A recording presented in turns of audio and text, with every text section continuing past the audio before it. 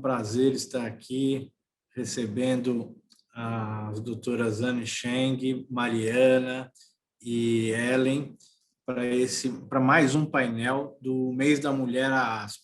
A gente vai ter aqui esse bate-papo, Elas São Tech, e é super importante e fico muito honrado pelo convite da ASP, quem gostaria de agradecer em nome da nossa presidente, a doutora Viviane Girardi, e também da nossa diretora cultural, doutora Silvia Pachkowski, que estruturou aí esses vários painéis que nós estamos tendo ao longo do mês de março, desse mês da mulher.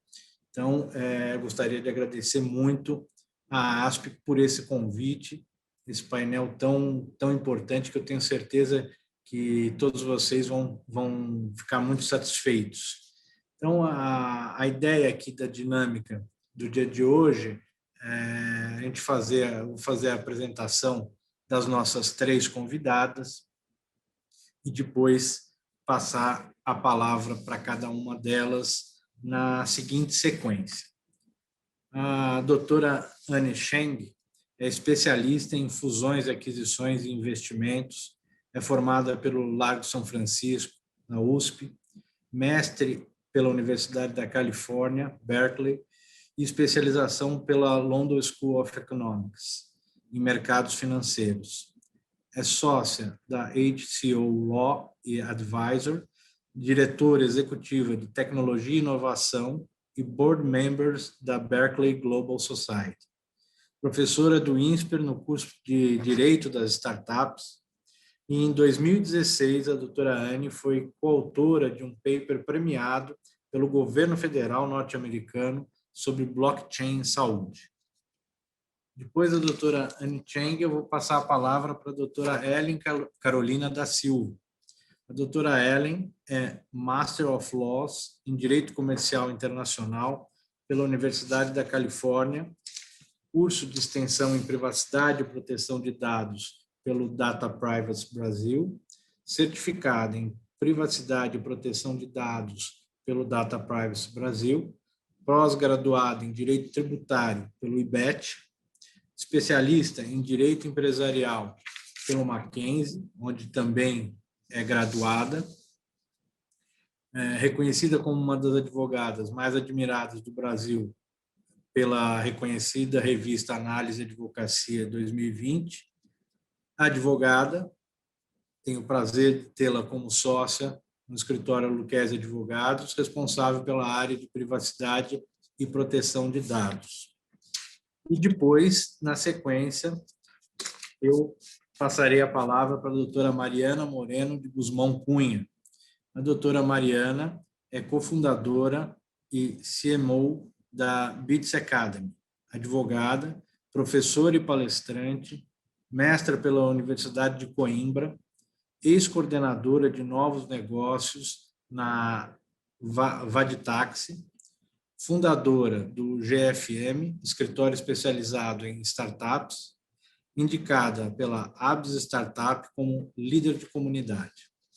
Ou seja, as nossas três convidadas têm currículos invejáveis e tenho certeza que trarão grandes contribuições aí para o nosso dia de hoje, para a nossa tarde, que nós estamos começando aqui. Então, doutoras Mariana, Anne e Ellen, a gente sabe que a mulher está inserida aí, é uma grande alegria para a gente da ASP estruturar esses painéis em comemoração ao Dia da Mulher, nesse mês da mulher a ASP, e a gente sabe que cada vez mais a mulher está inserida em todos os ambientes das atividades no país e no mundo, que nos dá muita alegria. Mas a gente sabe que ainda existem desafios a serem ultrapassados, e acho que é extremamente importante nós estarmos aqui conversando sobre isso. Então, eu queria saber de vocês quais quais são os desafios da mulher especificamente nesse ambiente tech de inovação, tecnologia, e qual a contribuição feminina que vocês imaginam, os atributos que mais agregam? Isso porque o objetivo aqui é a gente também inspirar as mulheres que nos estão assistindo e também aos homens para que passem essa mensagem adiante, que internalizem que não tem que ter qualquer tipo de diferença entre homem e mulher. Isso é algo extremamente arcaico e ultrapassado. Então, o que vocês podem dar de mensagem, de recado, para inspirar também e atrair, seja para outros ambientes ou especificamente nesse ambiente tech de inovação, tecnologia, enfim. Então, eu gostaria de ouvir, em primeiro lugar, a doutora Anne Cheng, que eu já de antemão agradeço muito ter aceito o convite e estar conosco nessa tarde. Bom, primeiro eu queria agradecer o convite por terem me convidado e obrigada a todos por estarem aqui, Mariana, Ellen, Antônio, muito obrigada. Assim, eu sou um pouco suspeita porque eu não fiz direito logo de cara, na verdade eu fazia engenharia antes, né? Eu vim da engenharia e tinha pouquíssimas mulheres na área e tudo mais, e assim, é uma visão muito diferente, assim, eu acho que muitas mulheres vão entender quando eu falo que quando a gente é criança, a gente aprende que tem que ser educada, sorrir sempre, não se sujar, você não pode errar. É diferente de um menino que pode sair correndo, se sujar e aprontar, e ele toma mais risco. Então, tem muito uma diferença ali, que você olha para as coisas e você fala, nossa, mas eu não tenho talento para isso, eu não sei fazer isso. E muitas vezes a gente acha que o problema é com a gente, e não é. Todo mundo tá ali, entendeu? Mas a gente tá acostumado a não errar, a não ter muito isso. E assim, eu queria também lembrar todo mundo, acho que muita gente não sabe disso, mas é importante que fique isso na cabeça de todo mundo, que assim, mulheres na tecnologia serem minoria recente. As primeiras turmas de matemática da USP, tanto USP São Carlos quanto da USP mesmo, no campo do Butantã, na primeira turma de 74, tem uma colinha aqui, 70% eram mulheres, 30% eram homens. Essa porcentagem, ela vira na década de 90. Então, assim, é que nem o azul ser de meninos e rosa de menina, que vem uma coisa da década de 80. Então, a gente tem isso muito dentro da gente, mas, na verdade, é algo recente. E aí acabou se tornando um ambiente em que você tem poucas mulheres e, assim, a gente tem uma lógica, a gente tende a ser mais detalhista, mas acho que é uma tendência, assim, personalidade acaba mudando muito. Então, eu, por exemplo, já tive recomendações de quando eu escrevo artigos sobre tecnologia no exterior, de omitir meu primeiro nome, colocar A. Chang. Porque, e assim, e aí tem toda uma discussão. Se você faz isso, às vezes você consegue ir para mais bancas, ter mais publicações, mas ao mesmo tempo, quando você aparece lá, é um problema maior. Tem toda uma discussão. O Steven Levitt, do Freakonomics, tem um podcast sobre racistas, por exemplo, que, se você usa um nome tipicamente negro, você é chamado para menos entrevistas. Mas talvez seja até bom, porque se você for lá e dar de cara com um racista, é pior você ter perdido seu tempo e ido até lá. Então, assim, eu acho que a gente tem que interpretar isso com um certo distanciamento. A gente teve, há uns 4, 5 anos atrás, inclusive, um investidor, professor de universidade norte-americana, que disse que mulheres não deveriam se identificar como fundadoras ou como investidoras, porque isso causa um que de bias, né, um preconceito ali. Mas a gente tem que refletir muito de onde que isso vem. Eu acho que é muito importante a gente ter essa conversa para perguntar, primeiro, se existe um preconceito, e segundo, de onde isso vem. Porque, de novo, a gente ser minoria nesse ramo é algo novo. Então, não é porque a gente tem menos experiência nisso. Teoricamente, tem mais experiência como gênero. E eu não sei se a gente deveria reduzir essa conversa simplesmente a gênero. Né? Eu acho que a gente tem que entender um pouco se tem menos mulheres, por exemplo, porque é uma carreira que não permite conciliação de família. E muitas vezes as mulheres têm um papel de mãe mais presente do que pais, em geral, têm. Então, eu não sei se é uma questão de gênero, se é uma questão de papel social mesmo. Eu quero agradecer primeiro à ASP, né, por promover essa discussão a respeito desse tema tão sensível, tão interessante, tão importante, principalmente não apenas para o universo feminino, né, mas principalmente pelo universo feminino, porque a gente sente isso em vários momentos na nossa vida. Eu agradeço o Antônio Carlos também, em nome da ASP, para participar desse painel, com a Mariana, e com a Mariana e com a Anne. Bom, a minha formação, ela não é nada tecnológica, né? A minha formação inicial, eu sou advogada há mais de 20 anos, né? A minha formação inicial, assim como a grande parte das pessoas que se formaram na mesma época que eu, não tinham viés digital, nós não estudamos direito digital, não fomos formadas para isso, pelo contrário. Eu recebi uma educação com relação ao direito bem mais conservadora do que a que eu tenho hoje, né? O direito não era digital, os processos não eram digitais e pouco se estudava ou se falava a esse respeito naquela época, né? Às vezes, até hoje, eu me pego no dia a dia fazendo algumas coisas que eu costumava fazer na época que eu era estudante ou logo depois de formada.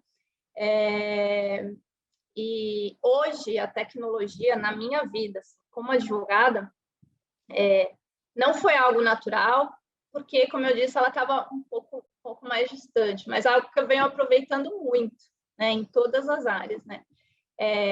Eu sei que esse não é o dia para a gente, não é nem o fórum para a gente destacar o papel da mulher na advocacia, né? E a ASP tem tratado desse tema em diversas discussões a esse respeito, mas tem se percebido ao longo do tempo um aumento expressivo de novas advogadas, novas sócias de escritórios de advocacia, cargos de gerência de mulheres, né? Inclusive como heads ligados à área de direito digital, que envolve diretamente a tecnologia, a análise e entendimento de tecnologia, ou heads de departamento jurídico. A gente ainda não é a maioria, e eu acho que essa nem é a discussão a ser colocada de ter mais mulheres ou mais homens, mas o fato é que no direito, e acredito que isso também tem um reflexo com bastante ênfase em tecnologia, a mulher demorou um pouco a se profissionalizar, por várias razões, diversas razões. Até em razão disso, hoje a quantidade de mulheres em determinadas profissões ainda é menor, né? Eu acho que, de alguma forma, eu acho que é um pouco natural, em razão disso que eu falei, essa defasagem entre homens e mulheres. Se a gente analisar que, por exemplo, no direito, as mulheres demoraram para ser advogadas. Elas entraram no mercado de trabalho muito depois que os homens, né? Se a gente for analisar aqui, a primeira ministra no STF, que foi a Ellen Grace, ela foi nomeada em 2000. Em 1999, a Eliana Calmon foi nomeada no STJ. Então, a gente olha para isso e a gente fala, são 20 anos de mulheres em cargos proeminentes na justiça brasileira em muito pouco tempo. Foram 20 anos de lá para cá. E, por outro lado, a gente vê que hoje também o direito está ampliando a dificuldade de ofertas para serem resolvidas.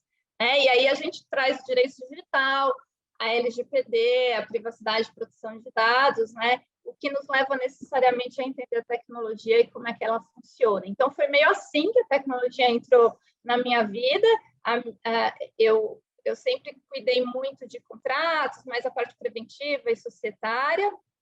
Me dediquei nos últimos anos ao aprofundamento das questões de direito digital, privacidade e proteção de dados, né? E me apaixonei por isso, e estudar tecnologia é uma consequência lógica desse estudo, né, do direito digital, enfim. E aí a gente vai para o outro lado, né, que é a questão do mercado jurídico, né? Ele, como um todo, ele está numa super transformação, não só para aqueles que trabalham com direito digital, né, mas no dia a dia de qualquer advogado, aí é homem, mulher, todo mundo sofre e se beneficia de alguma forma de tudo isso, né? E toda essa revolução que o direito está passando, né, faz com que os tribunais, os advogados, legal techs, departamentos jurídicos, empresas de tecnologia, acabem interagindo de uma forma diferente para operar o direito, né? Então, eu sou um caso típico, né, que o direito me proporcionou a entender um pouco mais de tecnologia. Eu gosto muito de trabalhar com direito digital, acabei me especializando em privacidade e proteção de dados, e por via de consequência, até para eu endereçar melhor esse tema junto com os meus clientes, com as pessoas com as quais eu convivo, nas minhas orientações legais, eu preciso entender como funciona a tecnologia, né? Como que eu posso proteger melhor aquele dado, ou como aquela informação de fato pode ser melhor protegida. E aí, antes de eu me aprofundar um pouco nessa área, dentro do escritório, eu já passei a cuidar da implementação de sistemas jurídicos internos, e hoje sou responsável pela implementação das medidas de LGPD dentro do meu escritório, e o meu dia a dia, eu preciso, como eu falei, entender os impactos da tecnologia, e aí a gente se aprofunda em cursos e certificações e coisas que há 20 anos atrás não passavam no meu radar, né? Fazer cursos de projetos de adequação, senão entender como a tecnologia X pode ser aplicada no dia a dia, como ela pode proteger adequadamente um dado, né? Então, acho que o direito digital, a promulgação da LGPD, né, os projetos de adequação, eles têm auxiliado muitas pessoas, assim como eu, né, nesse dia a dia e de tratar melhor a tecnologia, né? Então, eu acho que é imprescindível, e aí é para homem ou para mulher, que o advogado que queira trabalhar nessa área tem que entender como a tecnologia funciona, né, para direcionar adequadamente o seu cliente. E recentemente eu tenho estudado um pouco, foi até objeto de um artigo recente que eu escrevi, como a tecnologia ligada ao agronegócio, né? Então, aí é um pouco de você entender como o seu cliente funciona, como ele aplica a tecnologia, né? E como para você orientá-lo adequadamente. Quais são os limites da tecnologia no agro frente a essas questões de privacidade e proteção de dados, né? Como tudo isso se interliga. E aí eu acho que tá a beleza do direito, né, dele poder associar tanto esse campo tecnológico como o nosso entendimento do assunto específico, né, e como a gente pode aplicar isso tudo no dia a dia, né. Eu acho que as minhas palavras iniciais acho que são essas. Eu acho que quando a gente fala no papel das mulheres, né, nessa área de tecnologia, inovação, e até para quem trabalha com direito digital, eu acho que a mulher ela consegue ter uma comunicação mais fluente e eficaz, né, com todos esses players aí do negócio, elas são mais objetivas. Então, a gente tem uma capacidade imensa de realizar várias coisas ao mesmo tempo, né? Eu me identifico muito com essa expressão de fazer várias coisas ao mesmo tempo, eu faço várias coisas ao mesmo tempo. E eu acho que esse histórico que a gente traz, né? De lutar pelo trabalho, pelo equilíbrio no mercado de trabalho, de ser multitarefa, é muito adequada para essa adaptação do direito e da tecnologia. Então, eu percebo nos meus projetos de adequação, com as pessoas que eu converso que trabalham com privacidade, proteção de dados ou direito digital, uma proeminência assim, de mulheres, ela é muito grande, né? Eu acho que esse comprometimento com a especialização, com o estudo, tudo isso faz com que a mulher, de fato, mostre suas habilidades, né? A facilidade que a grande parte, obviamente, os homens também têm, muitos deles, até mais, um bom relacionamento interpessoal, mas eu acho que essa é uma característica mais que acaba vindo naturalmente da mulher, né? Eu, felizmente, tive a chance de trabalhar num escritório, eu já estou lá faz 20 anos agora, apesar da gente não ter uma política sobre contratação ou política de desigualdade escrita, essa questão é tratada de forma bem natural no escritório. Eu posso dizer assim que, de fato, a discriminação, né, não existe lá, né? E praticamente todas as coordenações de áreas do escritório hoje eles são tocados por mulheres. E não foi que a gente escolheu a pessoa porque ela é mulher, é de fato por conta da competência. Então eu acho que essa questão da desigualdade ao longo do tempo ela tende a diminuir, né? Eu vejo isso muito no meu dia a dia e acredito, sim, que muitas mulheres acabam se menosprezando, achando que elas não teriam capacidade de entender algo que estivesse além dos seus limites, além dos limites do direito, mas eu sou a prova viva de que isso é muito possível e é muito legal, né? E essa é uma oportunidade que o direito dá para a gente, né? De conhecer outras áreas e poder aplicar o direito nela, né? Eu acho que, até pode ter sido até alguma ingenuidade minha em alguns momentos, eu nunca prestei muita atenção nessa questão de diferença de gênero, e eu fui trabalhando e fazendo o que eu tinha que fazer,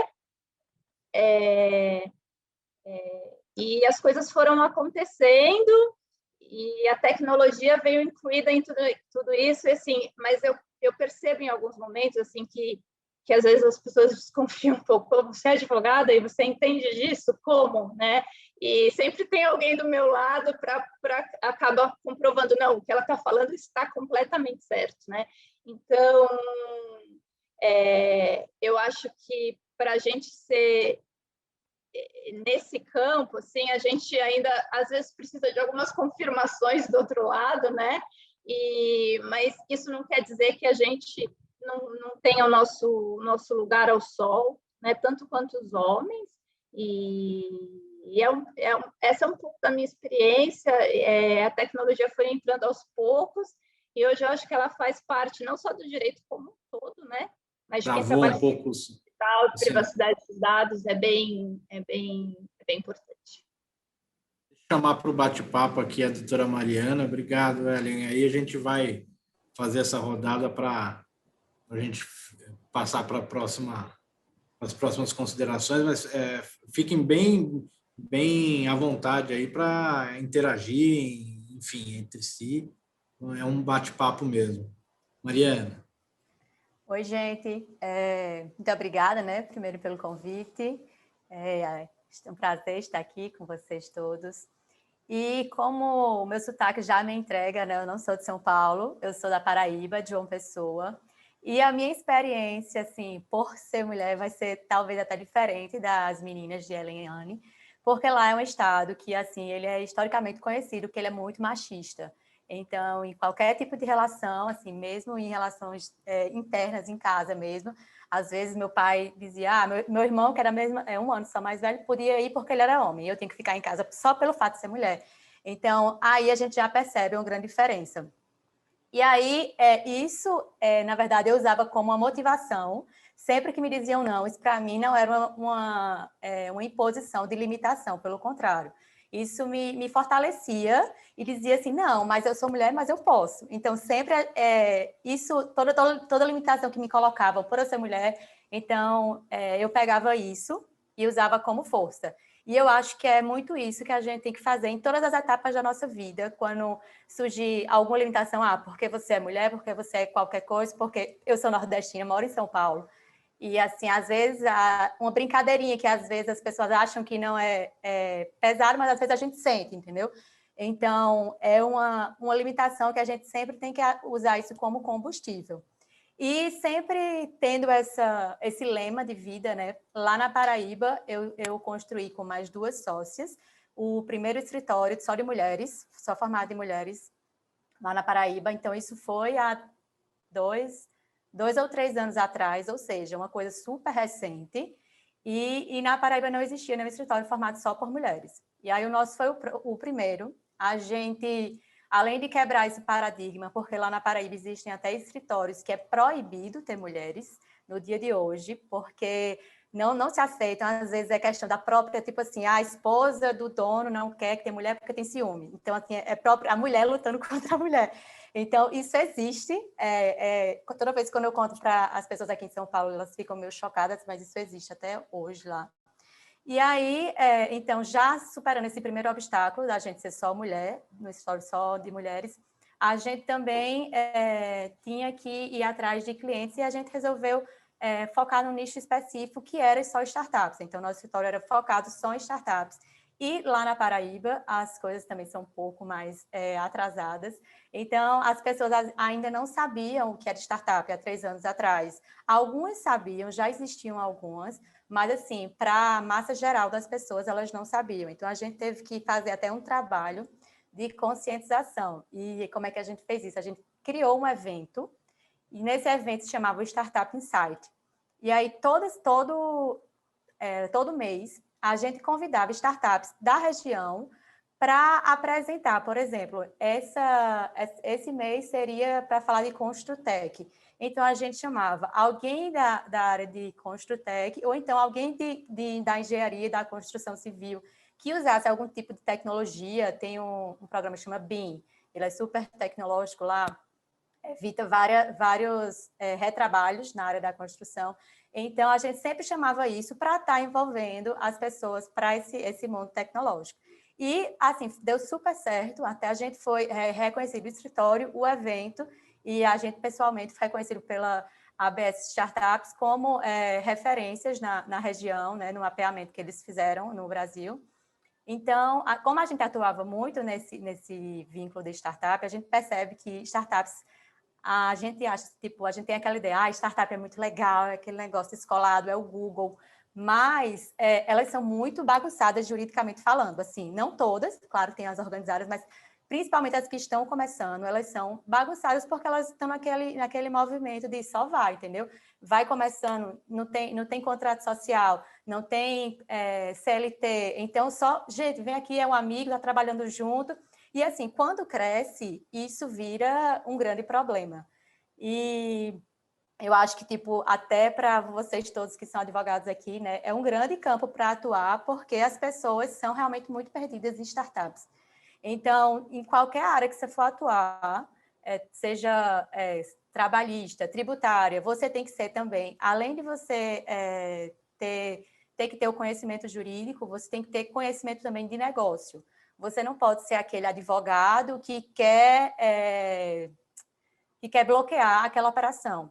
O seu objetivo é dizer assim, você não pode contratar uma pessoa como PJ, porque isso pode dar um problema futuramente. Mas, se você quiser, tipo, você não tem dinheiro para contratar CLT, então, os riscos são esses e vamos embora. Tem que dizer assim, seu papel é mostrar os riscos e dizer o que pode acontecer, mas, tipo, você não diga, não pode, porque se você só ficar, não pode, ele tá certo, então eu não quero conversar com você, Mariana, vou ali conversar com Ellen, porque Ellen vai me mostrar o caminho, entendeu? Então, tipo, não percam negócios por querer bloquear o negócio do seu cliente, porque ele vai fazer de alguma forma. Ele só quer saber quais são os riscos que ele vai enfrentar. Então, para quem está advogando nessa área, é muito importante ficar ligado nisso. Então, até por essa minha sede de entender mais de negócios, foi como eu vim parar em São Paulo. Eu recebi uma proposta para trabalhar numa empresa aqui, no startup, que se chama Vaditaxi. E aí eu fui para lá, não para ficar no cargo jurídico, mas eu atendia o jurídico também, porque eles tinham um escritório de fora, mas esse escritório não entendia de negócios. Então, tipo, eles falavam uma coisa que, tipo, no modelo de negócio da Vaditaxi, da empresa, não se aplicava, então não fazia sentido. E aí foi quando eu também comecei a atuar no jurídico de lá e também atuava na parte de geração de novas fontes de renda. Eu coordenava a parte de novos negócios. Então, eu fiquei atuando nessa parte. Foi aí que eu entendi que você, para ser um bom advogado de startup, você tem que estar muito atento àquele modelo de negócio, porque você vai ver que você vai ter que ser muito criativo, seja na esfera tributária, trabalhista, LGPD, por exemplo, tem empresas de marketing. Olha, não pode pegar o dado. Olha, eu não quero saber que não pode, mas eu quero saber como é que isso vai dar certo, porque, tipo, empresas de marketing, elas trabalham com o dado lá, o nome, mandar um e-mail. Você vai dizer para a empresa de marketing que ela não pode pegar esses dados, mas vai dizer que ela não pode existir. Então, você vai ter que dar uma forma, assim, olha, você pode, mas tem que pedir autorização, tal. Então, tem que explicar algum caminho para ela seguir. Então, eu atuando nessa empresa, eu vi também que lá, como eu já tinha tido eu estava com o meu escritório ainda, mas eu estava aqui em São Paulo, não estava conseguindo conciliar os dois, e vi que também essa parte de não ser empreendedora estava mexendo muito comigo, porque eu gosto muito de fazer, seja até um grande defeito meu, de fazer as coisas do meu jeito. Tipo, quando alguém fica me restringindo, assim, eu já fico meio querendo fazer da maneira que eu acho que vai dar certo. Então, eu me sentia muito tolhida lá. Então, foi quando eu fundei a minha própria startup, que hoje é a Bits Academy, e lá a gente tem a maioria do capital social é composta por mulheres. Eu tenho um sócio e 3 sócios, somos 5 sócios, então 4 são mulheres e 1 é homem só, então a gente é meio que na contramão do mercado inteiro, né? A gente é maioria composto por mulheres. Inclusive, nosso time, a maioria é mulheres. E aí, assim, deixa aqui um exemplo de que, assim, isso está mudando, né? Tipo, de ter um mercado já dominado pelos homens. Eu acho que isso é um cenário que está muito perto, até mais perto do que longe, de até ser invertido, né? Já que as mulheres são até a maioria da população. Mas acho que tem também questões, como a Anne colocou aqui, se eu não me engano, que é a questão de você ter, acho que fases de vida, assim, a mulher por que a mulher está fora? Será que a mulher não é competente ou é porque ela tem que parar para engravidar e ter o filho, entendeu? E ela teve que passar um tempo fora do mercado e depois, quando volta, talvez surja outra pessoa no lugar. Então, eu acho que é mais relacionado a, talvez, momentos. E quando surgirem esses momentos, aí está o papel também do empregador, ver isso como uma questão, tipo, natural da vida. Então, tipo, teve um caso recente de uma colega minha que ela ela engravidou, ela tinha um cargo de chefia alto, e aí, quando ela engravidou, quem sabe, assim, minimamente direito de trabalho, sabe que você não pode, tipo, diminuir a função, né? Então, quando ela voltou, o que é que aconteceu? Ela estava no mesmo cargo, mas aí inventaram um cargo superior ao dela, ou seja, na prática, ela diminuiu o cargo, né? Então, eu acho que é muito também de conscientização, né, de quem está ali empregando, para colocar, assim, uma sensibilidade quando houverem essas questões, mas que em relação ao trabalho e prestação de serviço em geral, eu acho que é todo mundo igual, embora a gente até tenha que se provar mais, como ela falou, né, pelo fato de ser mulher, tem que estar ali aquela pessoa ao lado falando, não, mas o que ela está falando é isso mesmo. Então, tipo, às vezes tem essas questões, então acho que tem que ter uma reflexão geral, tanto dos homens quanto das mulheres, quando acontecerem esses momentos, né? Maravilha, Mariana. Queria aproveitar e pegar um gancho do que a Anne falou, no sentido de que dela ter chamado a atenção que quando ela fez a faculdade da parte de tecnologia, de engenharia, né, tinha mais mulher do que homem, e depois essa situação Até acabou 1990. se invertendo, né? O que você vê, assim, quais são as dicas ou o que você vê também de obstáculos hoje em dia para as mulheres nesse ambiente de tecnologia e inovação, e que dicas que você daria para quem tiver interesse em entrar nesse meio, nesse ambiente? Eu acho que, assim, a gente tem que lembrar que, por exemplo, na NASA, antigamente, quem calculava ali na mão as coisas eram mulheres, mulheres programadoras, né? Você tem aí, da super famosa, tal, mas assim, você tem várias mulheres negras que calculavam na mão as coisas, as calculadoras humanas, tanto que renomearam ruas e prédios da NASA por isso. Que elas são esquecidas na história, elas não tiveram crédito, então fica parecendo que é uma coisa nova que a gente está se envolvendo com isso, e não é. Eu acho que, assim, o primeiro passo, que é muito importante, é essa valorização de mulheres no que a gente chama de STEM, né? Science, Technology, enfim, Mathematics, e Engineering e tudo isso, porque, tradicionalmente, não são áreas em que mulheres são incentivadas a seguir desde cedo. Então, se você vai numa escola mais tradicional, por exemplo, num curso de robótica, você vai ver mais meninos do que meninas. Tipo, muitas vezes a escola não oferece isso para meninas logo de cara. Isso acaba criando um contexto. Porque, assim, por exemplo, eu fui para engenharia, não fiz colégio técnico. Então, eu sabia derivar, eu sabia integrar, mas, obviamente, é muito menos conhecimento de cálculo do que os outros coleguinhas que tinham feito colégio técnico ou tinham tido contato com isso antes. Porque me inscreveram em balé. Né? Ninguém me perguntou o que eu queria. Então, eu acho que o primeiro ponto é não travar tanto em gênero, entender, tipo, o que a criança quer, sabe? O que a adolescente, o jovem, a jovem quer. Se existe ali um interesse, incentivar sempre esse interesse. Eu acho que desde quanto mais cedo, melhor, até para tirar um pouco essa visão que a gente tem de colocar em caixinhas. E acho que e também tem um pouco de arriscar, assim. A gente tem essa limitação, às vezes, mental de algumas coisas, de achar que, só porque eu sou de humanas, eu não sou boa em número. Eu sou advogada, não tenho que saber fazer conta, entendeu? Eu sou mulher, tipo, não necessariamente eu sei fazer isso aqui. Não... A gente tem que sair um pouquinho disso, de todas as caixinhas que a gente tem, e lembrar um pouco de que, assim, tecnologia especialmente é muito uma questão de estudar. muitas vezes ninguém sabe aquilo. Eu trabalho muito com moedas virtuais, criptomoedas, mas ela, a Mariana, a Luísa Sato, inclusive, que está aqui como participante, é um dos meus ídolos pessoais, inclusive na parte de privacidade. A gente sabe que, assim, é algo que a gente tem que estudar, porque é algo novo, não existe um entendimento daquilo, não é que eu vou comprar um livro, ler uma doutrina e saber aquilo, é uma coisa sendo criada.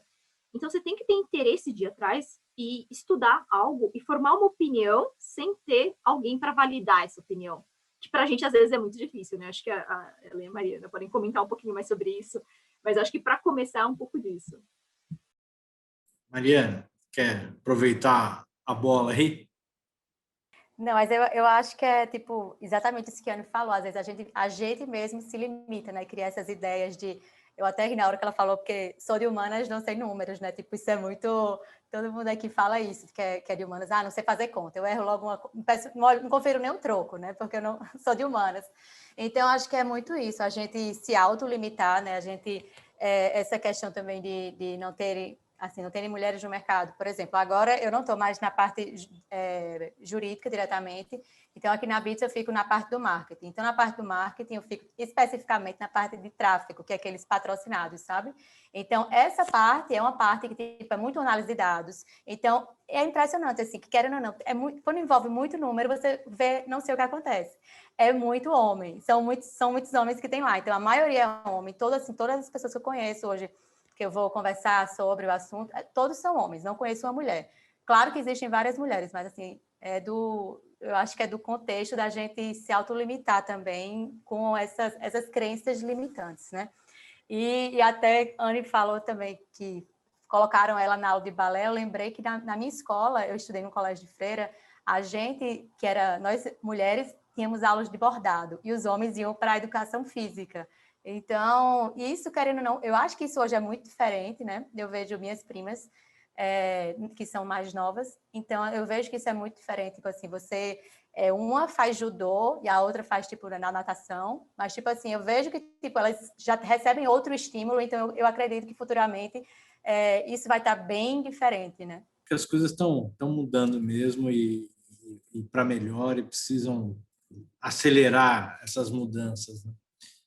Ellen, e nessa parte, nessa linha aí um pouco que a Anne e a Mariana disseram, das coisas que você, exatamente por ser uma situação nova, você pegar aí, como a Anne falou, de moedas eletrônicas, blockchain, ou mesmo startup, Mariana, nessa linha, a LGPD também é bastante recente, né?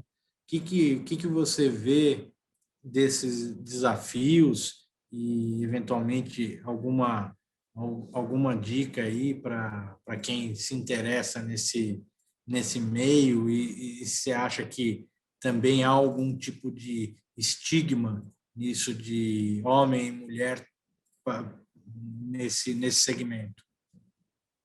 Eu acho que ainda há um pouco, né? Mas isso vem mudando, né? Eu acho que os homens vêm mudando, né? A forma como os homens veem as mulheres, né? Até com ajuda dentro de casa, desde das atividades domésticas até o ambiente de trabalho. Eu acho que a visão de como o homem vê a mulher, ela vem mudando, e isso eu tenho vários exemplos na minha família, com os meus amigos, né, dentro do meu escritório. Então, eu acho que esse é um cenário positivo. De qualquer forma, eu acho que esse estigma de que só homem que entende de tecnologia, porque só homem consegue fazer rapidamente uma conta, eu acho que ainda existe um pouco, né, no mercado, e talvez a gente tenha, e exatamente por isso, às vezes a gente tem que provar por A mais B que o que a gente está falando, de fato, faz sentido, né? Tem razão.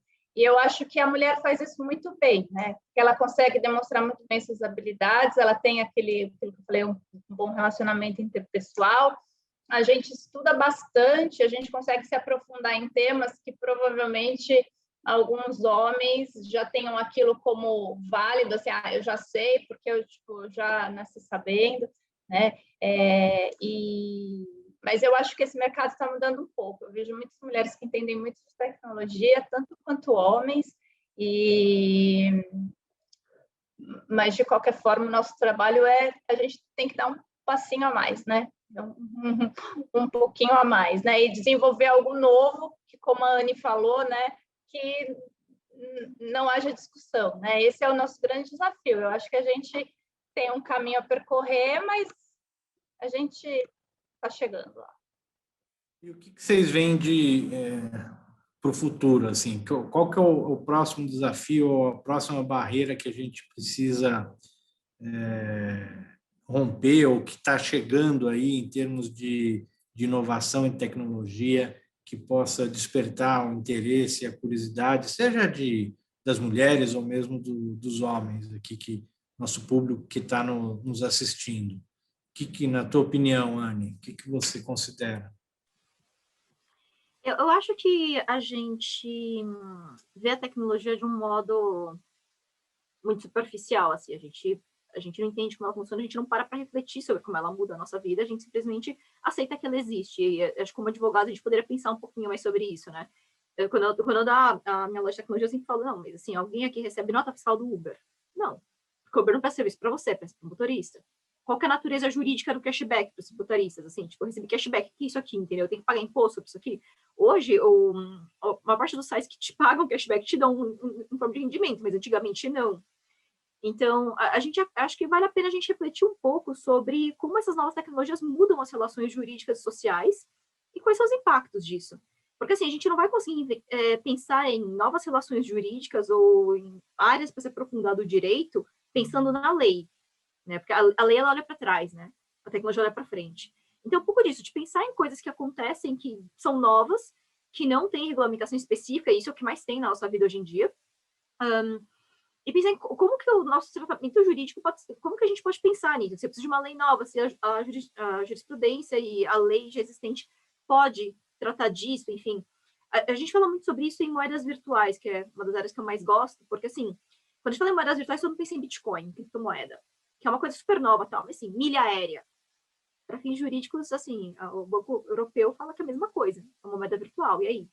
Milha aérea é um negócio que a gente tem faz muito tempo. Emissor centralizado, uma moeda digital sem nenhum controle estatal, tipo, a gente tem isso há muito tempo.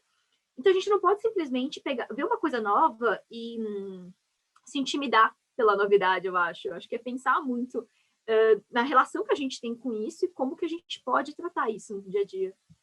Mariana, na sua opinião?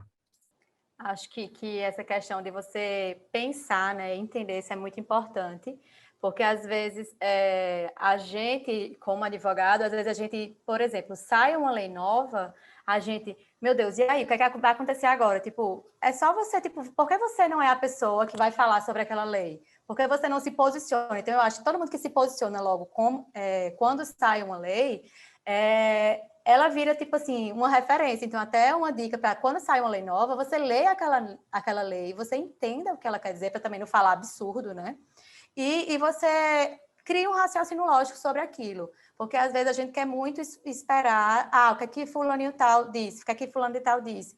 E a gente não cria esse próprio raciocínio nosso. A gente, às vezes, não é forçado a pensar. Então, eu acho que é super importante isso, a gente ter uma visão crítica, né, sobre o que a lei diz, o que é que a gente pode fazer com aquilo. Por exemplo, vou dar um exemplo. Existe agora a LGPD, né? E a LGPD diz que a gente não pode pegar dados sensíveis. Então, a gente fez um post e foi super polêmico, porque, tipo assim, os advogados, tipo, vamos partir só dessas premissas. Existem dados sensíveis, a LGPD proíbe pegar dados sensíveis. Então, tipo assim, assim, eu estou generalizando porque isso acontece muito.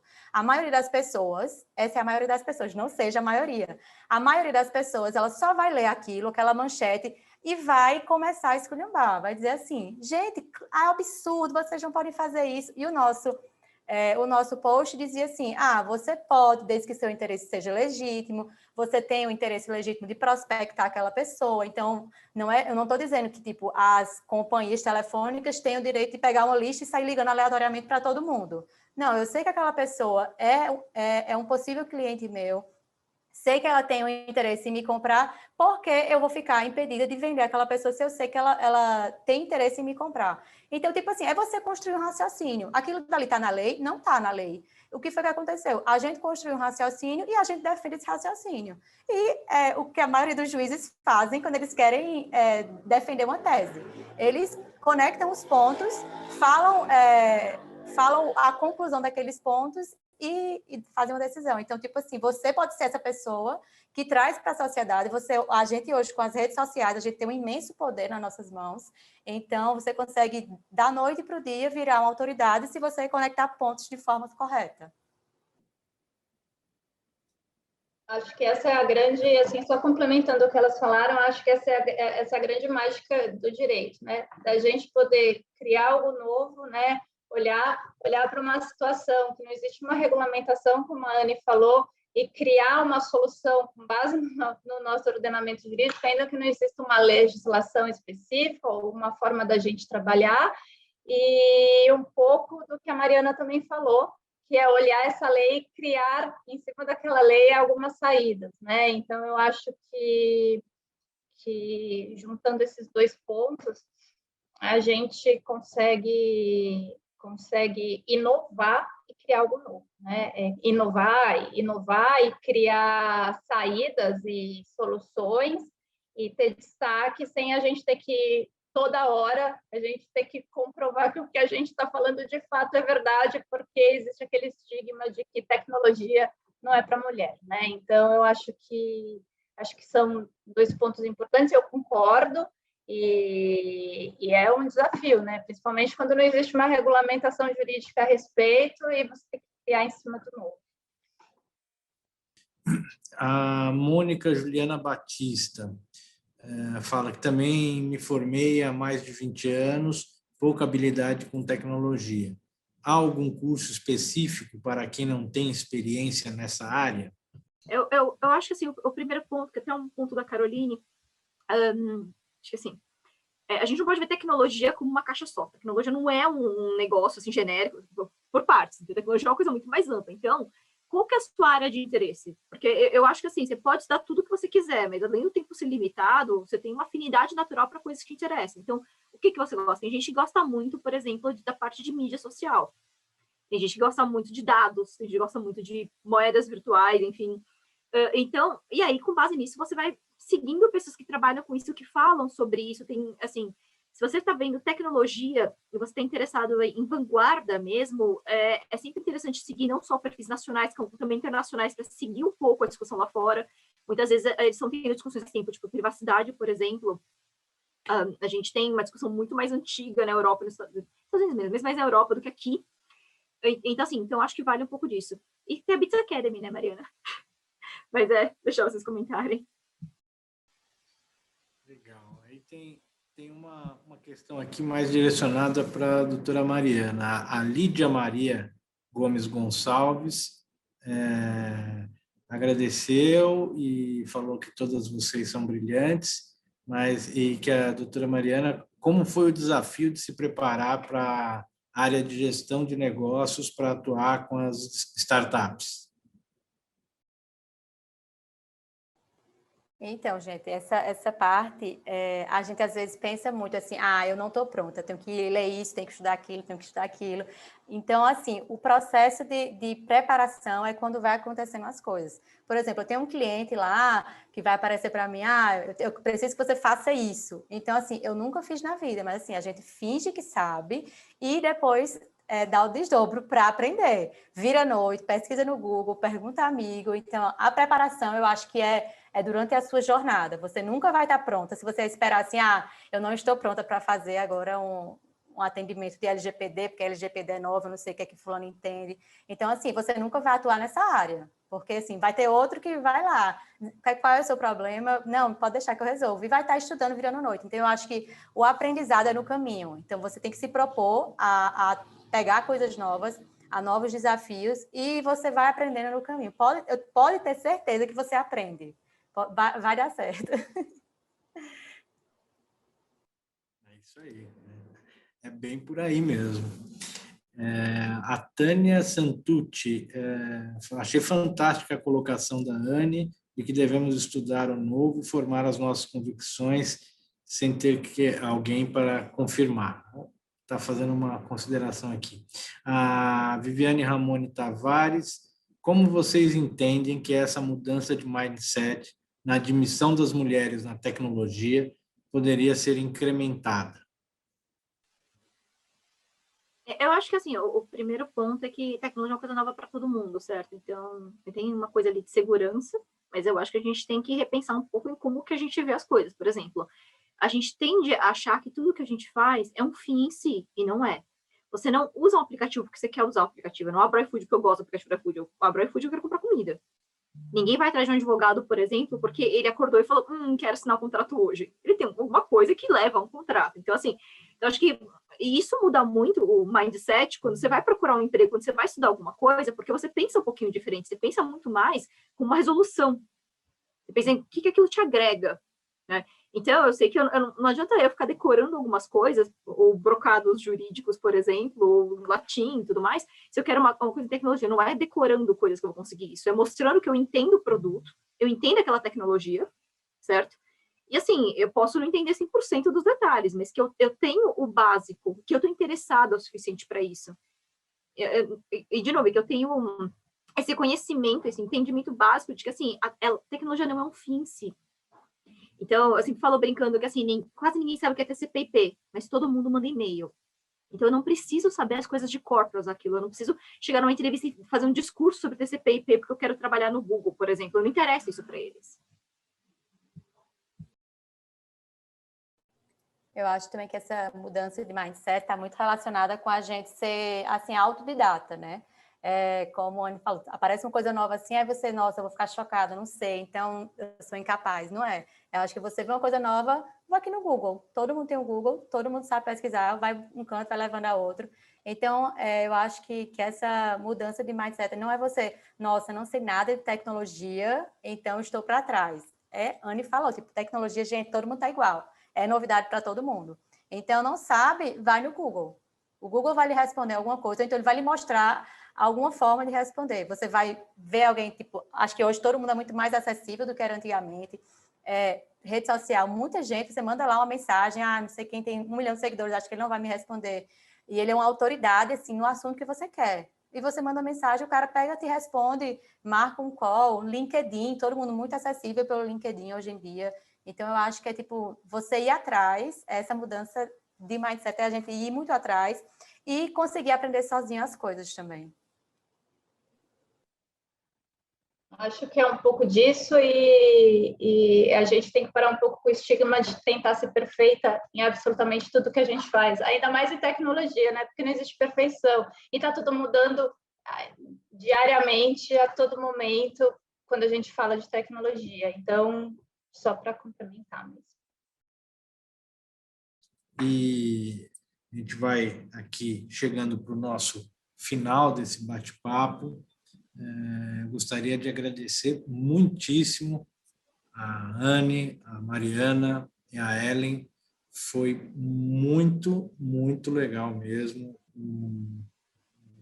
com informações, com a visão de vocês realmente agregando bastante aí para o pessoal. A gente vê, teve uma excelente interação de todo mundo, o pessoal aqui elogiando bastante, tanto no chat como no setor das perguntas aqui. E de fato, foi gratificante para mim participar e ter a honra de ter vocês aqui nesse painel. E gostaria de convidar a todos e a todas que estão nos assistindo para entrarem no site da Associação dos Advogados, da ASP, porque a gente vai ter ainda uma série de painéis nesse mês da mulher. São extremamente interessantes, como esses de tecnologia, nós já tivemos sobre futebol, enfim, sobre todos os aspectos possíveis, uma grade bastante completa que a ASP está disponibilizando nesse mês da mulher. Vale muito a pena e corram lá fazer as suas inscrições para os próximos painéis. E aí vocês fiquem à vontade para suas considerações finais.